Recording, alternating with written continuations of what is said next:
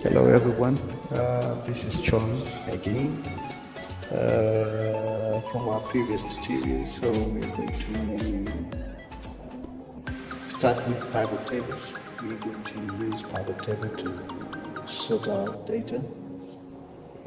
When you have large data, just like you see, that are being into columns, and maybe others are unique IDs and others are repeating, we can use pivot to sort them out. Let me show you how we do this. So we go to insert and then we click pivot. We say okay. Now you can choose.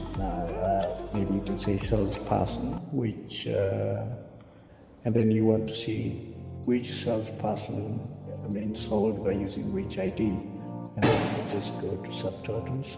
Do not show subtotals, report, and then show in tabular form. Now as you can see, you say repeat all items. Right? You see the names repeat themselves and they show maybe, like you see, 9 names. Like this guy made 9 cells which used the JE code, as you see on the column B. So that is the advantage of how you can use pivot. But also you can use it to do other stuff. You can check, as you can see, those the IDs, but also you can change. Maybe you can hold the GE code and maybe you put let's see, say country. I don't think country would be good enough.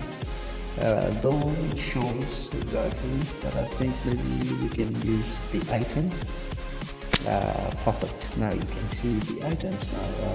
That means the same salesperson has air conditioning, iron, microwave, oven, refrigerator, toaster, and all that.